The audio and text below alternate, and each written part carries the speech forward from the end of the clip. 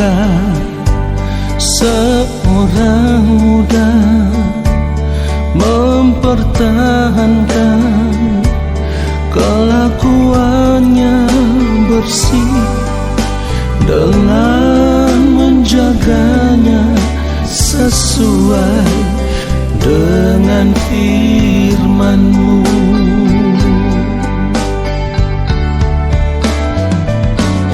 Dengan apakah seorang muda mempertahankan kelakuannya bersih dengan menjaganya sesuai dengan firman-Mu?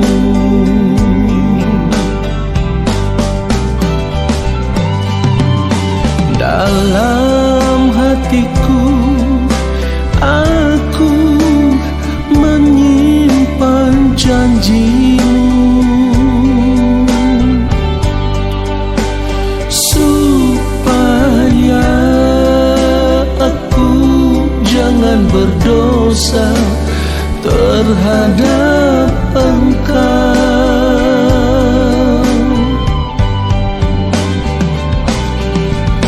Dalam hatiku aku menyimpan janji-Mu, supaya aku jangan berdosa terhadap Engkau.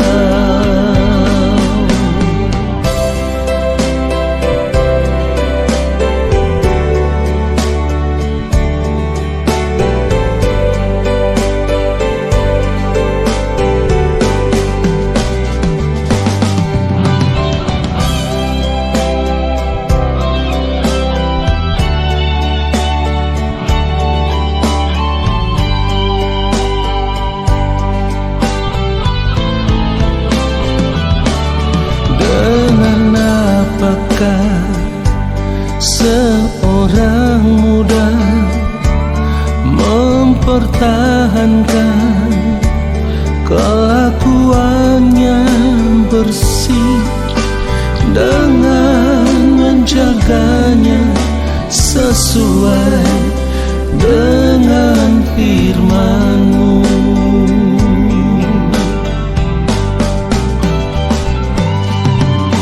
Dalam hatiku aku menyimpan janji-Mu, supaya aku jangan berdosa terhadap Engkau.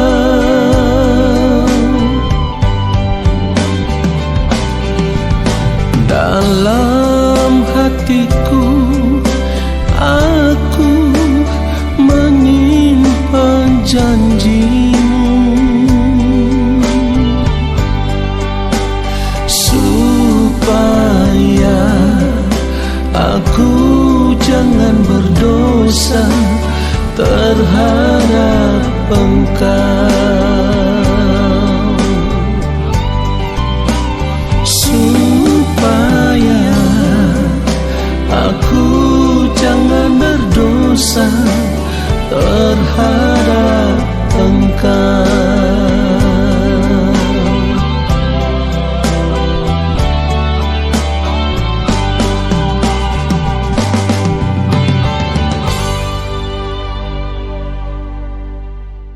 Mari kita berdoa.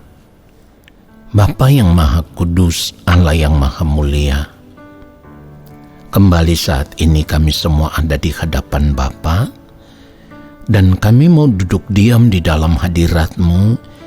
Kami mau menanti-nantikan firman-Mu. Berbicaralah bagi kami, sampaikanlah isi hati Bapa kepada kami, Allah Roh Kudus akan memberikan kepada kami hikmat pengertian, supaya ketika kami mendengar, kami mengerti, dan ketika kami mengerti, kami mau berjuang untuk hidup seturut dengan firman-Mu, supaya pada akhirnya kehidupan kami boleh ditemukan berkenan di hadapan Bapa di sorga.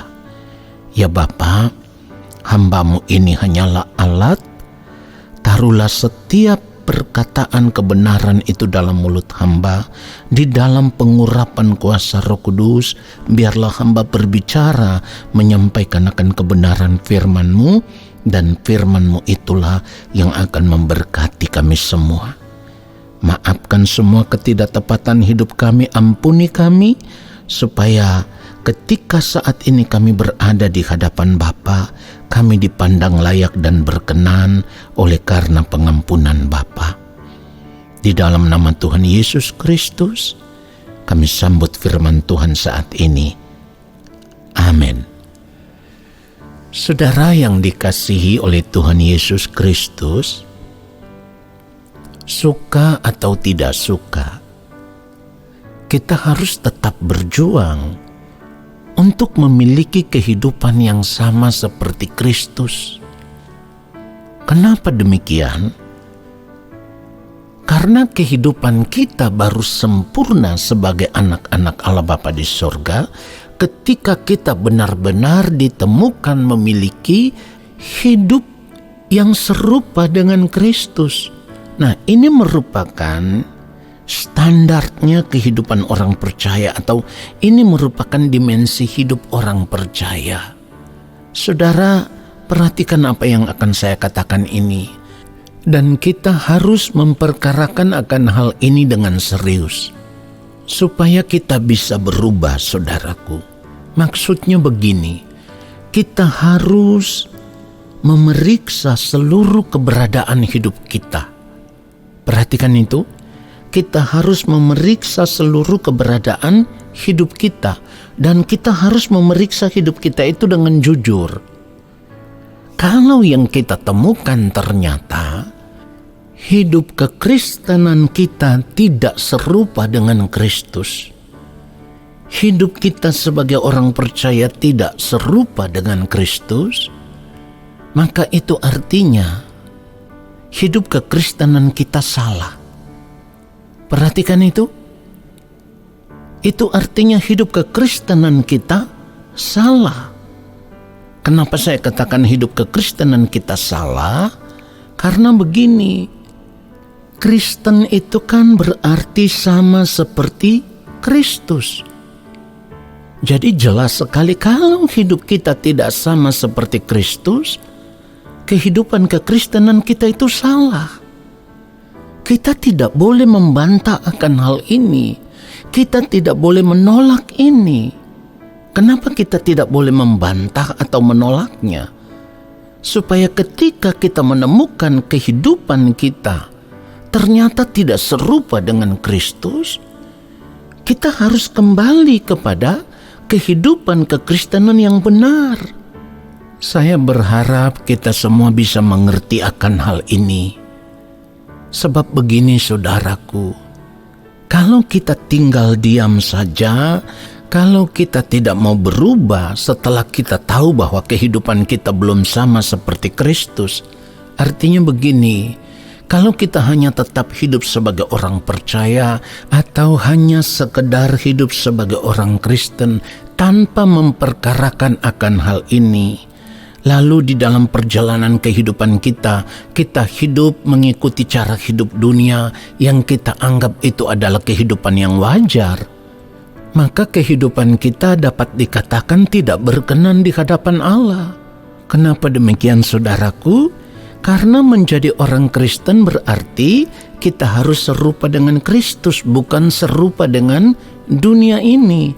Jadi kalau kehidupan kita tidak benar-benar serupa dengan Kristus, berarti kita bukan anak-anak Allah. Kita harus menerima ini. Kalau kehidupan kita tidak benar-benar serupa dengan Kristus, kita bukan anak-anak Allah. Sebab standar hidup anak-anak Allah Bapa di sorga itu adalah hidupnya Kristus. Dan saya sudah sering kali katakan, ini tidak bisa dikurangi, ya.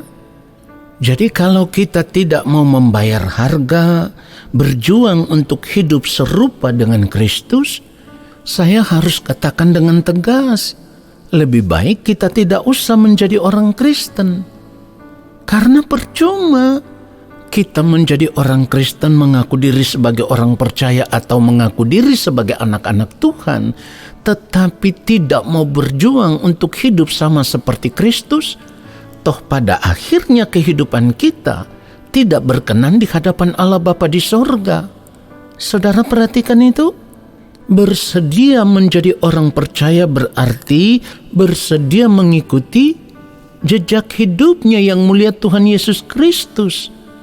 Jadi kita harus mengerti kalau Tuhan Yesus berkata ikutlah aku, ya, itu bukan sekedar kita menjadi orang yang beragama Kristen, tetapi kalau Kristus berkata ikutlah aku, itu artinya ikutlah jalan hidupku. Pertanyaannya sekarang, jika kita tidak mengikuti jalan hidupnya Kristus, dampaknya apa untuk kehidupan kita sebagai orang percaya? Saudara dengar baik, dampaknya adalah kita tidak layak bagi Tuhan. Ya, kalau kita hanya menjadi orang Kristen tanpa mengikuti jejak hidupnya Kristus, tidak hidup sama seperti Kristus, kita tidak layak bagi Tuhan. Perhatikan itu. Matius pasal 10 ayat 38, firman Tuhan katakan begini, barang siapa tidak memikul salibnya dan mengikut aku, ia tidak layak bagiku. Saudaraku perhatikan, salib itu juga kan berbicara tentang beban, ya, memikul salib, ada beban. Salib juga bisa berbicara tentang ada penderitaan.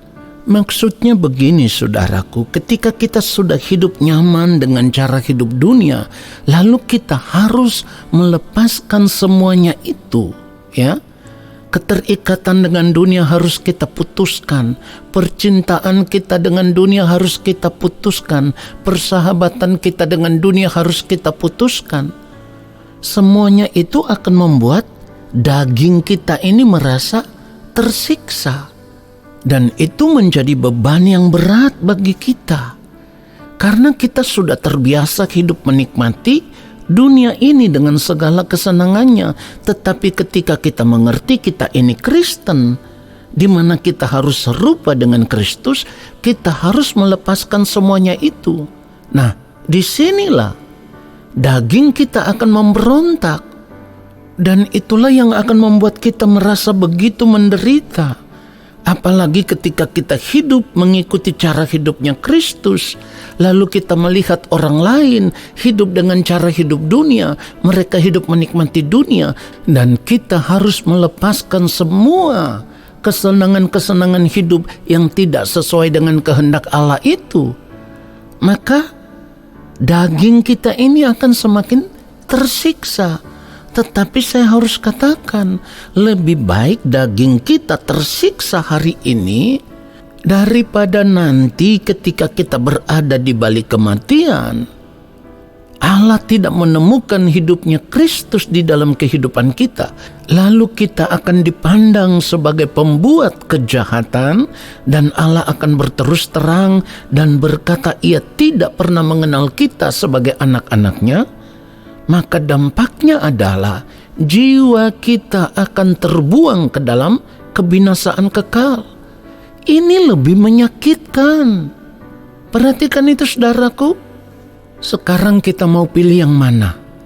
Berjuang untuk hidup menjadi serupa dengan Kristus di sepanjang umur hidup kita, selama kita masih hidup di dunia ini. Lalu nanti ketika kita berada di balik kematian, Bapa di sorga mengenal kita sebagai anak-anaknya dan kita diterima sebagai ahli waris kerajaan sorga.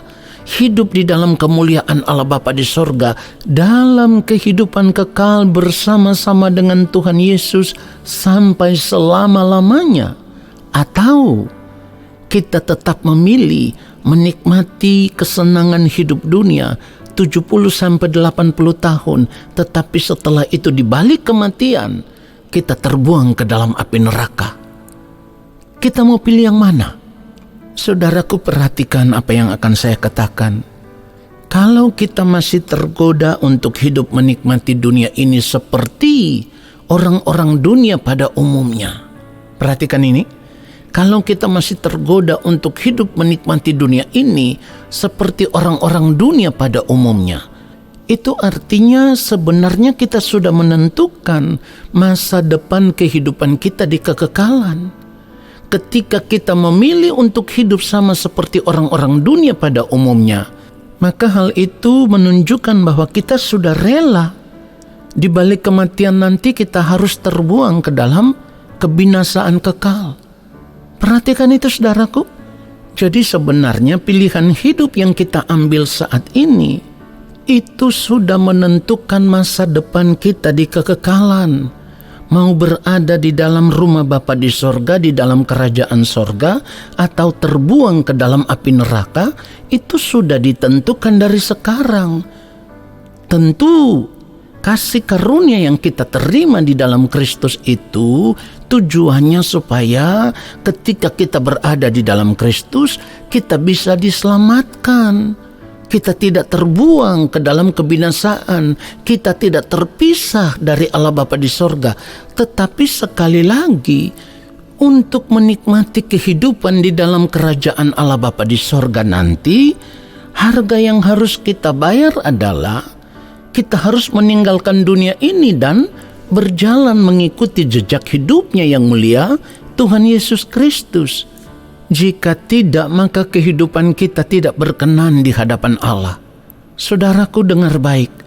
Ketika saat ini kita masih hidup di dunia ini, kita tidak mau sungguh-sungguh berjuang untuk hidup serupa dengan Kristus, maka di hadapan Allah Bapa di sorga nanti kita akan dipandang sebagai pembuat kejahatan. Perhatikan itu. Itulah kenapa Tuhan Yesus berkata dengan sangat tegas kepada murid-muridnya. Kalau kita melihat Matius 16 ayat 24, lalu Yesus berkata kepada murid-muridnya, setiap orang yang mau mengikut aku, ia harus menyangkal dirinya, memikul salibnya dan mengikut aku. Saudara, perhatikan itu. Bahkan kalau kita mau melihat Lukas pasal yang ke-9 ayat 23, itu lebih jelas lagi, ya. Katanya kepada mereka semua, setiap orang yang mau mengikut aku, ia harus menyangkal dirinya. Perhatikan kalimat ini, saudaraku, memikul salibnya setiap hari dan mengikut aku. Saudaraku, dengan demikian kita bisa mengerti bahwa menjadi orang Kristen itu tidak gampang. Ya saudaraku, pada akhirnya kita bisa mengerti, menjadi Kristen itu bukan berarti kita akan masuk surga secara gratis. Tidak. Harus berjuang sama seperti Kristus.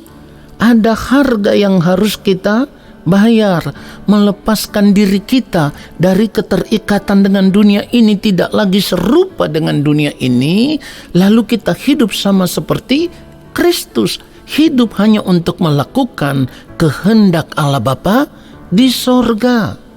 Kurang dari ini, saudaraku, berarti sekali lagi saya harus katakan hidup kekristenan kita salah. Perhatikan itu. Sebab ketika kita berkata kita percaya kepada Kristus, ketika kita berkata kita berada di dalam Kristus, maka seperti yang firman Tuhan katakan apa? Kita wajib hidup sama seperti Kristus telah hidup. Ketika kita tahu bahwa kita wajib hidup sama seperti Kristus telah hidup, lalu kita berjuang supaya di sepanjang hari-hari hidup kita hanya hidup melakukan kehendak Allah Bapa di sorga. Barulah kita bisa berkata, seperti apa yang firman Tuhan katakan di dalam Filipi 1 ayat 21. Karena bagiku hidup adalah Kristus dan mati adalah keuntungan. Ini prinsip hidup kekristenan yang sejati. Kita harus mengenakan prinsip hidup yang seperti ini. Artinya di sepanjang hari-hari hidup kita, kita sudah tidak lagi mengarahkan fokus hidup kita tertuju kepada dunia ini dengan segala kesenangannya. Tetapi pikiran kita, perasaan dan hati kita pindahkan ke dalam kerajaan Bapa di sorga. Yang kita rindukan hanyalah Allah Bapa di sorga. Yang kita rindukan hanyalah berjumpa dengan yang mulia Tuhan Yesus Kristus. Sudah tidak ada yang lain. Perhatikan itu saudaraku. Dan kita harus mengerti dalam perjuangan kita untuk mencapai kehidupan yang serupa dengan Kristus, Bapa tidak membiarkan kita berjalan sendiri, tetapi Bapa di sorga itu memberikan kepada kita Roh-Nya yang kudus, supaya Roh Kudus bisa memimpin kita ke dalam seluruh kebenaran. Itulah sebabnya kita harus mengambil keputusan, menyerahkan segenap hidup kita bagi Tuhan, lalu bersedia untuk hidup di dalam pimpinan Roh Kudus. Sebab ketika kita tidak memberikan diri kita hidup dalam pimpinan Roh Kudus, maka kita tidak bisa menjadi anak-anak Allah Bapa di sorga. Sebab orang yang akan menjadi anak-anak Allah Bapa di sorga adalah orang yang sejak di dunia ini menyerahkan segenap hidupnya untuk hidup di dalam pimpinan Roh Kudus. Firman Tuhan katakan di dalam Roma pasal yang ke-8 jelas sekali. Kalau kita melihat ayatnya yang ke-14, semua orang yang dipimpin Roh Allah adalah anak Allah. Dengan demikian kita bisa mengerti, kalau kita tidak memberi diri kita hidup dalam pimpinan Roh Kudus atau hidup dalam pimpinan Roh Allah, berarti kita tidak bisa mengaku diri sebagai anak Allah. Itu jelas sekali. Itulah sebabnya saya katakan di awal, untuk apa kita menjadi orang Kristen atau orang percaya mengaku diri sebagai anak-anak Tuhan, tetapi kita tidak mau berjuang untuk hidup serupa dengan Kristus? Untuk apa? Lebih baik tidak usah menjadi orang Kristen. Oleh sebab itu saya harus tegaskan sekali lagi, siapapun kita, menjadi Kristen itu bukan berarti kita memiliki jalan gratis untuk masuk ke surga. Tidak. Menjadi Kristen harus serupa dengan Kristus. Ada harga yang harus dibayar. Jadi hidup kekristenan itu tidak gampangan, tidak murahan, seperti anggapan banyak orang selama ini, di mana mereka berpikir yang penting sudah percaya kepada Kristus, nanti mati pasti masuk surga. Saudara dengar baik, hidup kekristenan tidak seperti itu. Menjadi Kristen berarti mengikuti jejak hidupnya Tuhan Yesus. Menjadi Kristen berarti menyerahkan seluruh hidup menjadi milik Kristus. Menjadi Kristen berarti hidup hanya untuk melakukan kehendak Allah Bapa di sorga dan untuk mencapai kehidupan yang serupa dengan Kristus. Tuhan Yesus tidak membiarkan kita berjuang sendiri. Hal itu bisa kita lihat ketika Tuhan Yesus masih ada di dunia ini. Tuhan Yesus juga berdoa kepada Bapa di sorga dan memohon kepada Bapa, seperti yang ditulis di dalam Yohanes 17 ayat 21, supaya mereka semua menjadi satu, sama seperti Engkau ya Bapa di dalam Aku dan Aku di dalam Engkau, agar mereka juga di dalam kita, supaya dunia percaya bahwa Engkaulah yang telah mengutus Aku. Saudara perhatikan itu. Jadi kalau kita tidak mau berjuang untuk menjadi serupa dengan Kristus, berjuang untuk hidup melakukan kehendak Allah Bapa di sorga, berarti kita menyia-nyiakan kasih karunia Allah yang kita terima di dalam Kristus. Biarlah kebenaran firman Tuhan ini menyadarkan kita semua dan memberkati kita semua. Amin. Mari kita angkat tangan di hadapan Bapa di sorga, saudaraku, dan terimalah berkat-Nya. Terima kasih Bapa untuk kebenaran firman-Mu. Kami harus berkata, kami bersyukur untuk kebenaran firman-Mu yang menyadarkan kami, menasihati kami, bahkan menegur kami. Dan kami tidak punya pilihan yang lain ya Bapa, selain kami harus menyerahkan segenap hidup kami ke dalam tangan-Mu.